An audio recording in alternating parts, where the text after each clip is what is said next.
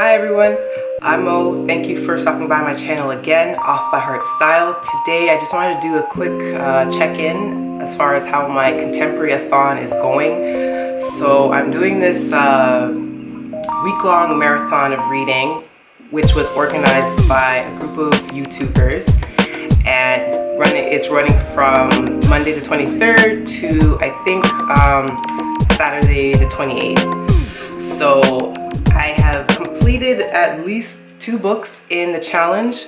I kind of cheated because I did read Radio Silence by Alice Osman like the day before the actual challenge started, but I was just so excited to get into it, and I ended up reading it a lot quicker than I thought. So that book is already completed, but I also completed Permanent Record just yesterday, which was a really surprising read for me. I did not think I would feel the way I did about this book. But anyways, I'll talk about this book in a minute.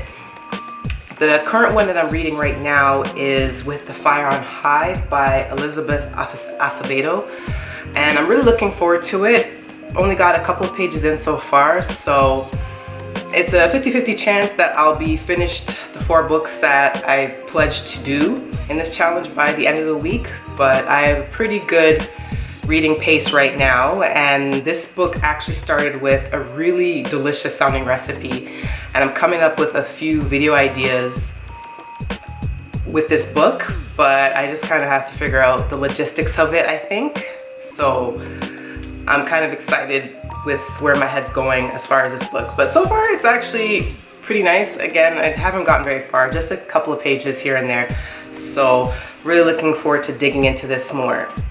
But what I really wanted to talk about in this check-in video at midpoint was Permanent Record by Mary H.K. Choi. This book really threw me for a loop, actually in a really positive way. So I did read her debut novel, which was Emergency Contact, but I didn't read much of it. I think I DNF'd it actually a few chapters in, but also be fair, I actually borrowed it through Overdrive, and I think it was going to be not under my name that much longer, so I had to return it before, you know, the due date was up. But I remember having a hard time getting into Emergency Contact, so I was a little apprehensive of getting into Permanent Record. But one of the co-hosts of the Contemporaryathon, Melanie from Mel to the Any, who inspired me to get into this challenge, actually pretty much said this was her favorite book, or her favorite contemporary book of the year, if not her all-time favorite contemporary story. And I remember hearing her talk about it earlier on before the challenge officially began, and it kind of put the bug in my ear. And then I just happened to be in the bookstore and I saw it, and I was hemming and hawing, but finally decided, yep, let me pick it up. It's actually gorgeous, and I love collecting books to own when they're just this artistically stunning. It literally could be put in a museum. It's just such a beautiful work of art. But as far as the story was concerned, I didn't think I would really get into it. Lo and behold, actually reading it, it really struck a chord with me. Like, I got surprisingly pretty emotional towards the end. The writing style was really good. It was raw. It seemed age appropriate to me. I'm not sure how old Mary is, but the characters interacted with each other like their age range. I think Pablo, who is the main character in the story, I believe he is 20. I believe he is 20 years old. And his love interest, Lena Smart, I believe she is 19, and they interact with each other, I believe, reasonably. And it's more about Pablo's journey and emotional journey, and I'm kind of having a hard time finding my words. I didn't really think of a script before filming this. I'm just kind of doing this off the cuff. But Pablo's journey mentally was really interesting to take in when I was reading this. He does go through some depressive episodes in this book, and I guess the basic synopsis of the story is that Pablo, the main character, he works in a bodega in New York. He is middling in his life right now. He is very untethered. He's not really sure of what he wants to do with his life. He's very directionless. He was enrolled in NYU and then had to drop out, which was a big disappointment to his mother, who is a doctor. And he has a younger brother as well, and him and the younger brother live with their mom. His father is separated from his mom, but he's still in contact with them. But there is some resentment and bitterness that Pablo has towards his dad, and he does have this very melancholy-like spirit in the way he is living his life. He lives with a ton of roommates. They're all friends and they have great banter together, but you can feel the dissatisfaction that Pablo has of life, and he has just crippling debt, student loans, what have you, credit card debt up to the wazoo, and he's just so incredibly frustrated where his life has taken him thus far, and he's really upset with the choices that he has made. And just by some chance moment while working in the bodega late at night, in walks in Lena Smart, who is the love interest of the story, and she happens to be a global pop star, but at the time of her entering the bodega where Pablo works, he doesn't realize this, and then they hit it off, and then the story really gets going from there. But to me, what resonated with me with this book so much wasn't so much the romance. The romance was okay, but it was more the emotional journey that Pablo went through. And I really liked that Mary made it so incredibly raw and real. And even with the premise of a global pop star just happening to walk in where you work, and then the two of you hitting it off, and then a romantic entanglement happens, that sounds so incredibly unrealistic. But yet this book was so well grounded in reality.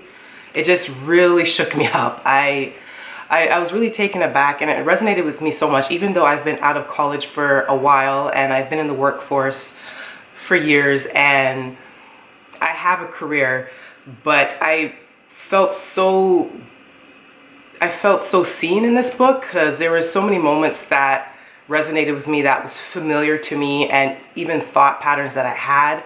And even now, in this point in my life, I still have so much more growing up to do, and I haven't got it all figured out, and I'm still questioning my true path and what it is I am meant to do and what I want to do with my life, and how to make a difference in my own way and tap into my own creativity.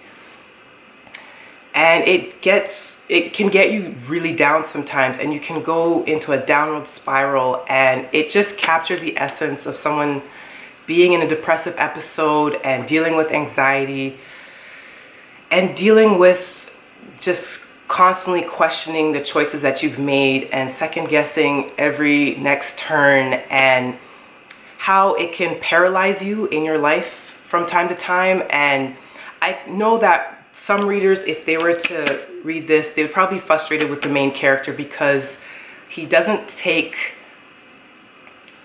many proactive steps until well into the last maybe quarter of the book is where he actually starts to be proactive versus reactive and actually make some healthier decisions for himself to get his life back on track.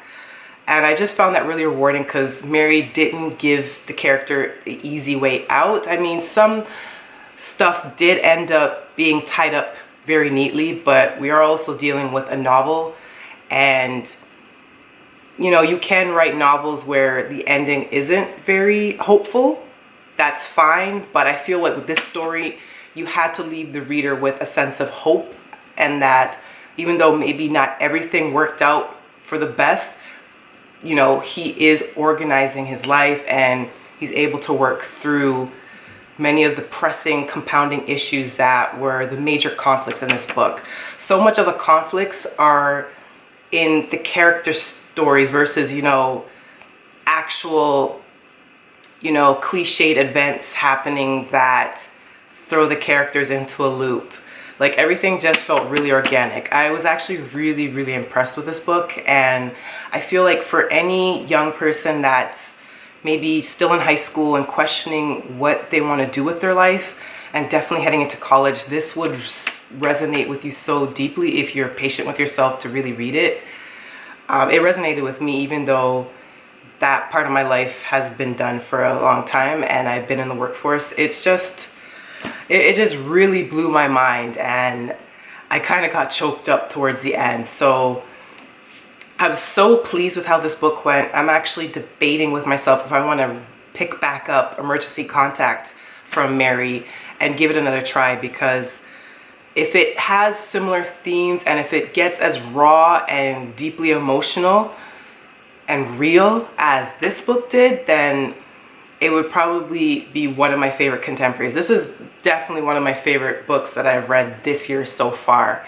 And this year has been kind of in the middle as far as new releases. I've liked a lot of books, but I haven't really enjoyed a lot of books and haven't had a lot of visceral emotional reactions to what I've read, to the point where I'm near tears. And this one really hit that sweet spot for me, but it also could be where my head's at right now too. If there's certain life events that you're going through or you're questioning what your journey is, then maybe this would resonate with you more. For some, they might be turned off by it and might think of this character as someone that's really bitter and nasty from time to time and sarcastic, but not in a good way. But I just loved it. I love the banter with the roommates. I love the interactions with the family. Pablo's family definitely had a strong role in this book. His relationship with his brother was really great to read. Even his relationship with his dad, that had its own story arc, and the way it came together was just so beautiful.